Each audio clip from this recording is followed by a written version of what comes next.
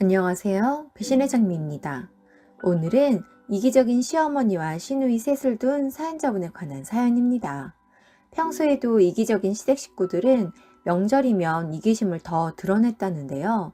참다 참다 시댁 식구들에게 돌아가며 사이다 날린 사연.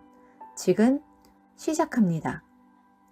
곧 명절이 다가오니 몇 해 전 제게 못되게 굴었던 시댁 이야기가 생각이 납니다. 제겐 홀 시어머니와 시누이 셋이 있습니다. 결혼한 손이 시누이 둘과 남편보다 20살 어린 시누이 하나요. 시어머니는 하나밖에 없는 아들 제가 데려갔다며 늘 절 못마땅해 하고 타박하셨어요. 남편이 제게 다정할수록 더욱 그러셨답니다. 시어머니와 저희, 형님 둘은 모두 같은 동네, 같은 단지에 살았습니다. 어머님께서 자식들을 그렇게 가까이 두고 사시더라고요. 결혼 4년차 때 같은 지역 내 다른 동으로 이사를 갈까 한다고 얘기했다. 어머님께서 일주일을 머리 싸매고 누우셨고 형님들은 절 세상에 없는 나쁜 며느리 취급을 했었죠. 저와 남편은 결국 어머님께 두 손 두 발 다 들어 무릎 꿇고 이사 안 갈 테니 그만 일어나시라고 말씀을 드렸고 어머님은 그제서야 자리를 털고 일어나셨어요. 그때 시누이들도 저희한테 하나밖에 없는 아들과 며느리가 어머니를 버린다며 천하의 불효자라며 욕을 하셨습니다. 속으로 화가 부글부글 끓었는데 시댁과 잘 지내보고 싶었던지라 착한 며느리병 걸려 하고 싶은 말을 속으로 삭혔네요. 시댁은 주말마다 시댁, 큰형님 집, 작은형님 집, 저희 집을 번갈아 가며 저녁을 함께 했습니다. 전 그게 정말 싫었어요. 우리 이번에 큰애네 집에서 갈비찜 해먹자. 너 갈비 좀 재워와. 엄마, 갈치조림 먹고 싶지 않아? 큰 냄비에 갈치랑 양념 잔뜩 해서 지지면 너무 맛있을 것 같은데. 갈치조림 좋지. 그럼 이번엔 둘째 내서 갈치조림 해먹자. 예, 수산시장 가서 갈치 크고 실한 놈으로 잔뜩 사서 조리자. 알겠지? 엄마, 우리 이번엔 감자탕 해먹을까? 들었지?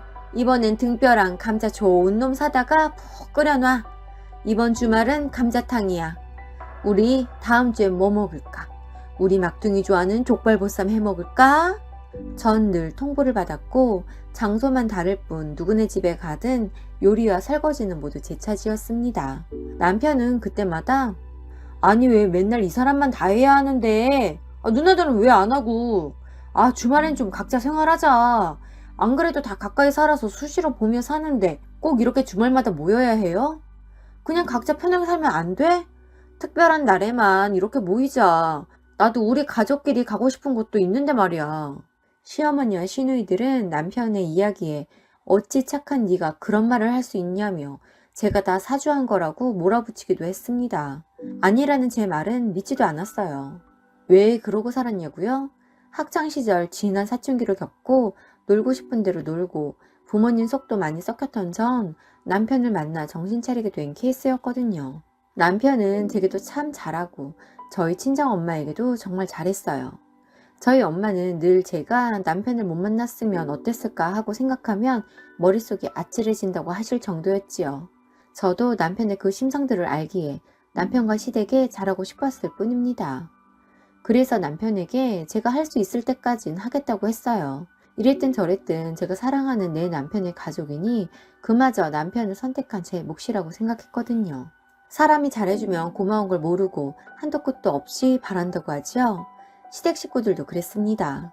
자꾸 선을 넘는 말과 행동들을 하니 결혼 생활을 이어갈수록 가슴 한켠이 울끈불끈 시댁을 향해 솟아올라오고 있었어요.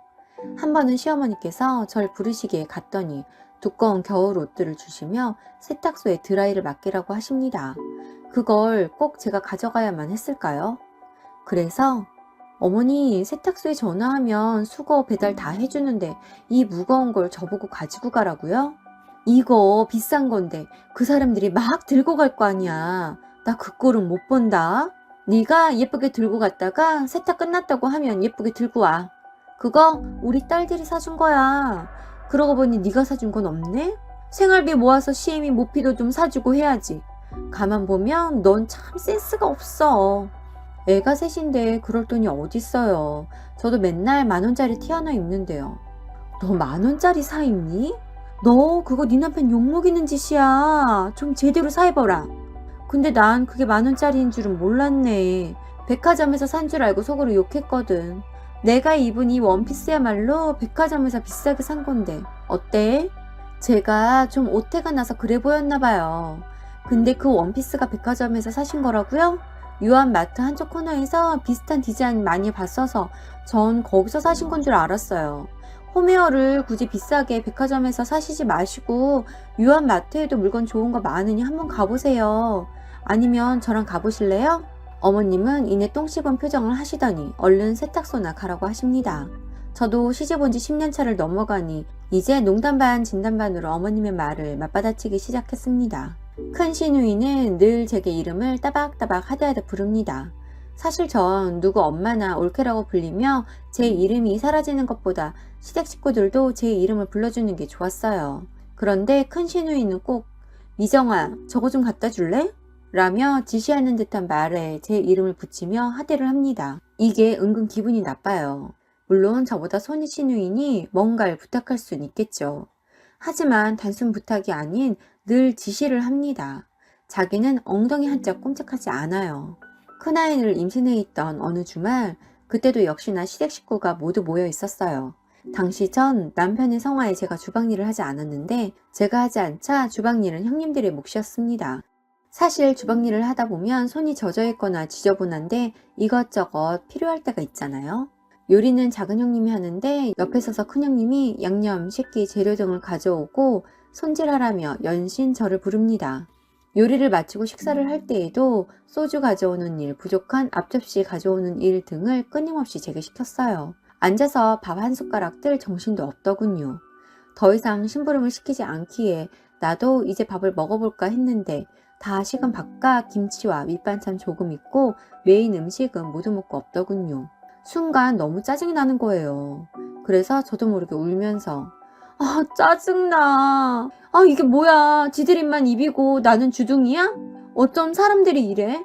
지들만 먹고 상도 거지밥상도 아니고 완전 더럽고 아 엄마 보고 싶어. 우리 엄마는 내가 자면 나 먹으라고 남겨주는데 여긴 밥도 못 먹게 심부름만 시키다가 음식 찌꺼기만 남겨줬어. 하니 중요한 전화가 와서 빠르게 식사를 마치고 밖에서 통화를 하고 들어오던 남편이 왜 울어? 오빠 나 이 집 식구도 아닌가 봐. 나랑 애기는 먹을 것도 없어. 여기 남겨놓은 와이프 음식 어딨어요? 아 뭐야 왜 하나도 없어? 아 진짜 너무 하는 거 아니에요? 그때 큰형님이 너 어디서 큰 소리야? 우리 딸이 더 먹고 싶다고 해서 준 건데 그걸로 다 큰 어른이 울고불고 해야겠어? 아 진짜 유난이야. 그 길로 시댁 식구고 나발이고 집으로 갔습니다. 따라온 남편은 제게 미안하다고 난리가 났었죠. 둘째 셋째 시누이도 크게 다르지 않았어요. 명절이면 언제나 엄청난 양의 명절 음식을 제가 혼자 다 해야 했습니다.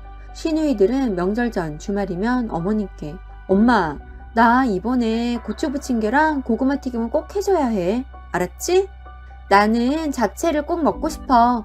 우리 시댁도 잡채 하는데 나는 내가 한 음식 먹기 싫더라. 음식하느라 고생한 거 생각나서 내가 한 거 먹으면 토할 것 같아. 난 엄마네 음식 먹을 거니까 많이 해줘. 나는 명절 끝나고 학교 돌아가면 냉동실에 넣어두고 한 달은 먹을 거니까 있는 대로 다 싸줘요. 근데 난 육전이랑 동그랑땡이 좋으니 많이 주세요. 예, 들었지? 뭐 늘 다 하던 거니 더 늘어난 건 없는 것 같네. 다 해줄 테니 걱정들 마. 성질이 났습니다. 그런데 화가 나도 늘 제가 다 하는 이유는 제 남편은 늘 아들 없는 저희 집에서 저희 엄마가 혼자 상 차릴 거 걱정된다며 각종 전을 전집에 맞춰서 보내드리고 제철 과일과 육류, 어류들도 미리 다 보내드리곤 했어요. 평소에도 수시로 친정 부모님께 전화 안부도 자주 하고 용돈도 자주 드리고 지방 출장을 저희 친정 근처로 가게 되면 제게 말도 하지 않고 친정에 가 저희 부모님 얼굴이라도 보고 오고 식사라도 한 끼 사드리고 오곤 했어요. 그러니 제가 시댁 식구들이 저리 나와도 눈 딱 감고 했습니다. 막내 시누이는 함께하는 법이 없었어요. 평소 지방에서 대학을 다녀 혼자 사느라 힘들다며 집에 오면 늘 방에 처박혀 나오지 않았습니다. 말로는 쉰다고 하는데 음식을 다 하고 나면 그때부턴 뺀질나게 거실에 있더군요. 그 속이 다 눈에 보입니다. 명절이면 온갖 음식을 하기에 바빴습니다. 명절 당일이 되면 시어머니는 형님들을 보고 가라며 저희를 붙잡았어요. 그럴 때면 남편이 며칠 전에도 봤는데 꼭 그래야 하냐고 했고, 어머님은 평소랑 명절이 어떻게 같냐며 생각 좀 하라고 핀잔을 주십니다. 형님들의 시댁은 멀지 않아요. 저희 시댁에서 모두 30분 이내에 있는데 명절날 늘 오후 3, 4시나 돼야 오더군요. 어머님은 형님들 보고 가라고 성화지, 저희 친정은 지방이지. 저희도 친정에 가려면 일찌감치 나서야 하는데 형님들 때문에 친정에 매번 명절 당일 저녁에나야 도착할 수 있었어요. 명절이 3일로 짧을 땐 당일 저녁에 가서 다음날 아침만 먹고 올라왔습니다. 그럴 때면 늘 기분이 상했어요. 남편은 미안하다고 했지만 기센 시댁 여자들의 치이는 남편인지라 저까지 남편을 힘들게 하고 싶진 않았습니다. 그런데 지금으로부터 3년 전 명절을 앞두고 제가 그간 죽여오던 성질을 시댁 식구들 앞에서 폭발해 버린 일이 있었습니다. 그 당시 남편이 지방으로 발령을 받아 저희 가족이 모두 이사를 갔어요. 시댁은 정말 난리가 났었죠. 하나밖에 없는 아들 멀리 보낸다면서요. 그런데 전 왠지 잘 부려먹던 시다바리가 없어져 슬퍼하시는 것 같아 보였습니다. 그의 명절을 앞두고 시어머니께 전화가 왔습니다. 이번 명절은 내가 너희 집으로 가마. 니들이 다 올라오면 네 남편 힘들잖아. 간 김에 명절 내내 거기 있다 올란다. 내가 자주 가보지도 못하니 말이야. 어머니, 그래도 괜찮으시겠어요? 그리고 저희도 명절 당일이 되면 친정에 가야 하는데, 그러면 어머님 혼자 계셔야 하는데 괜찮으세요 정말? 내가 친히 너희들 집으로 명절에 간다는데 친정을 간다고? 한 번 안 간다고 큰일이라도 나니? 친정은 미리 다녀오든 명절 지나고 다녀오면 되지. 그리고 시누이들도 명절 당일에 니네 집으로 갈 거야. 요즘 우리 가족 다 모이지도 못하고 해. 내가 내려가자고 했다. 그리 알고 준비해. 어머님은 하실 말씀만 하고 전화를 끊으셨습니다. 순간 이성이 뚝 끊어졌습니다. 화를 어쩌지 못하겠더군요. 1년에 2번 친정 식구들과 보고 그중 한 번이 명절인데 가지 말라니요. 말이 된다고 생각하시나요? 너무 화가 나 남편에게 퇴근길에 아이들을 픽업해 챙기라고 하곤 혼자 시댁으로 올라갔습니다. 시어머니는 갑자기 나타난 절 보곤 귀신이라도 본 양 눈이 휘둥그레지시더군요. 아니 너 어떻게 지금 여기 있니? 애비랑 애들은 어머님 드릴 말씀이 있어서 왔어요. 전화로 할 말은 아닌 것 같아서요. 무슨 얘기? 대체 무슨 얘기길래 거기서 여기가 어디라고 왔니? 어머니 이번 명절에 저희 집에 오지 마세요. 그리고 저도 안 올 거예요. 저도 저희 친정 가서 친정 엄마 좀 도와야겠어요. 뭐라고? 너 미쳤니? 나보고 오지 말라고? 그리고 친정에 간다고? 네, 왜요? 그러면 안 돼요? 넌 출가 외인이고 우리 집 식구잖아. 정신 차려. 어머니, 형님들도 출가 외인인데 큰형님의 경우엔 매번 추석 때 시댁 아예 안 가잖아요. 제가 모를 줄 알아요? 그리고 저 친정 늦게 가게 하려고 형님들 시댁 갔다가 집에서 쉬다 매번 오후 3, 4시 돼서 오는 거잖아요. 제가 그간 제 남편 봐서 모른 척 해줬으면 적당히 하셔야 하는 거 아니에요? 그런데 이번엔 아예 친정을 가지 말라고요? 어머님 오지 마세요. 오셔도 음식 하나도 안 해놓을 거고요. 저 그냥 친정 갈 거예요. 어머님은 어이없는 표정을 짓더니 큰형님에게 전화해 제가 미친 것 같다고 빨리 와서 절 내쫓아 달라고 하더군요. 큰형님은 작은형님에게도 이야기했는지 득달같이 둘이 달려왔습니다. 어머님은 형님들이 오자 갑자기 울기 시작합니다. 내가 우리 아들을 어떻게 낳아서 키웠는데 저것이 여태 발톱을 감추고 있다. 이제 와서 날 잡아먹으려고 하네. 아이고 내가 오래 살았다 오래 살았어. 그냥 혀를 콱 깨물고 너네 아빠 있는데 가고 말지. 내가 더 살아서 뭐하냐? 라고 하시더군요.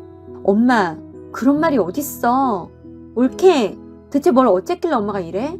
형님 명절에 저희 집 오세요? 왜요? 옳게 명절인데 가족들이 다 같이 봐야 하는 거 아니야? 엄마가 옳게 집에 간다니까 우리가 엄마 만나러 옳게네 가는 거지. 뭐 잘못됐어? 형님들은 어머님이랑 바로 옆동 살면서 명절이라고 저희 집에 와서 어머님을 보신다고요? 전 명절 당일에 저희 친정에 갈 건데 저 없는데 저희 집에 계시려고요? 옳게 손님이 갔는데 집을 비운다고? 그게 말이 돼? 옳게는 손님을 그렇게만 싸? 명절이 아니라면 제가 그럴까요? 저희가 어머님 댁으로 올라오면 간단한 일을 왜 어머님이 오신다고 해서 이렇게 머리 아프게 만드시는지 모르겠어요. 어머님, 그냥 저희가 올라올게요. 운전이야 저랑 그이랑 나눠가면 하면 되죠. 내가 간다고 내가. 고속버스 타고 내가 내려가는 게 낫지. 니들이 왔다 갔다 하면 힘들 거 아니야. 너넨 내 마음도 모르니? 어머님은 감정이 호소하고 계셨습니다. 어머님 말씀도 맞긴 해요. 그런데 저희가 지방에서 지내는 동안 명절에는 어쩔 수 없는 거예요. 아니면 어머니께서 명절 당일에 다시 집으로 올라오시면 되는데 그것도 싫으시고 저희 집으로 형님들의 아가씨까지 다 오면 전 어떡해요? 그러니까 친정은 명절 전이나 후에 다녀오라고. 넌 어쩜 그렇게 융통성이 없니? 그래, 그렇게 하면 되겠네. 뭐가 어려운 거라고 그걸 못하겠다는 거야? 고작 그것 따지러 여기까지 온 거야? 아, 진짜 시댁 식구들이라고 대접해주려니까 안 되겠네. 내가 그간 그냥 시키면 시키는 대로 고분고분하니까 우스워요? 진짜 학교 다녔을 때 만났으면 한 주먹거리도 안 되는 것들이 진짜 적당히 해라 진짜. 어머님도 적당히 하시고요. 아들 있는 유세 좀 그만 부리시면 안 돼요? 아들 하나 있는 집이라고 제가 할 만큼 한 것 같은데 어쩜 그렇게 끝을 모르세요? 몸으로 하는 노동이랑 저한테 뭐라고 하는 건 사실 상관없어요. 몸으로 하는 건 그냥 하면 되는 거고 저한테 하는 말이야 한 귀로 듣고 흘리면 되니까요. 그런데 친정은 제 가족인데 저희 집도 명절엔 저 기다려요. 어머님이랑 형님들처럼 모여 살지도 않고 1년에 두어 번 보는데 이제 명절마다 저희 집에 오신다는 거면 전 이제 친정 1년에 한 번 갈까 말까겠네요. 딸은 출가 외인인가 몰라? 야, 너 나랑 동갑이지? 그냥 동갑으로 탁 까놓고 말할게. 넌 출가 외인 아니야? 너야말로 하루에도 몇 번씩 친정에 왔다 갔다 하고 참견 다 하고 너나 친정 드나들지 말고 시댁이 잘해. 진짜 소박 안 맞는 게 신기하다. 툭하면 날 아랫사람 대하든 말 막 하는데 너 우리 학교 옆에 있던 그 종고 나왔지? 너 나 몰라? 알 건데. 내가 네 동생이랑 결혼해서 형님 하니까 내가 정말 네 따까리였냐? 어? 학교 다닐 때 개찌질이 요즘 말로 애들 빵 셔틀이나 했으면서 아휴 내가 상종을 말아야지. 앞으로 나한테 이래라 저래라 훈수 두지 마. 내가 내 남편 봐서 알아서 내 도리는 할 거니까. 알았어? 그리고 어머님도 적당히 하세요. 아들 하나인 것도 알겠고 그 아들이 귀한 것도 알겠어요.